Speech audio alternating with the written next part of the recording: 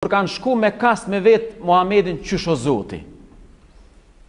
Ata janë shku me mentalitetin e, le të themi, mentaliteti i olt i kohës, shekullit 7, i kanë thonë, a është Zoti pej dukatit, a pej argjentit, se ata janë shku me iden e idhujve, janë shku me iden e idhujve, çdo njone ka pas ka një zot hurmave, njone ka ndreq, e ka gdhen pej drunit, njone, zotat i kanë pas objekt, i kanë prek zotat.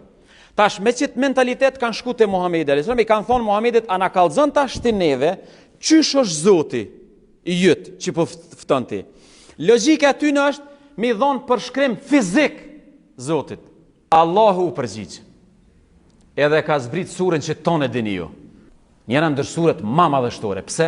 Sepse e përshkruan Zotin. Qysh? Thuaj Allahu është një.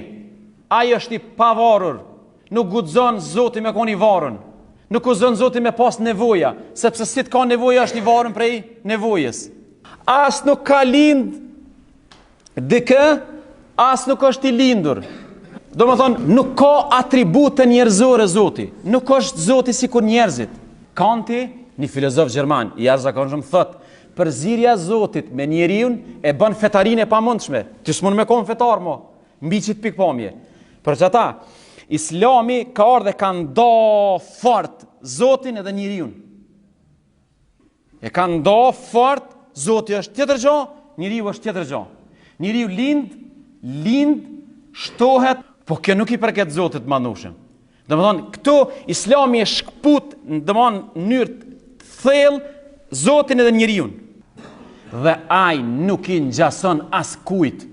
Përpjekja juaj mi dhon Zotit formë është gabim, sepse sa herë të menoni Zotin keni më menu si vetë, për që ata Zotin nuk i ngjan askujt. Me pa mujt me vetë që të kamerën, qysh e ka synin ai që të ka kriju, kjo kishtan valla e ka një farë drite, që të se kjo kish menu synin e prodhusit si kur synin e vetë. Njeriu sa herë të menon, sa herë të mënohet me personifiku Zotin, do të me personifiku Zotin ose me objektivizu Zotin pe pikpamjes të vetë.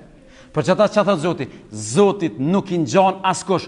Një vjet unë gjumënë për Zotin, në fund Zoti nuk është ashtu. Domethënë Zoti kur nuk ka ç'e ke menuti.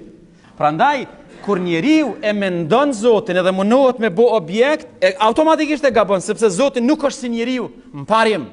Zotit nuk i ngjan askush. Që kjo është ajo pika e parë që për neve është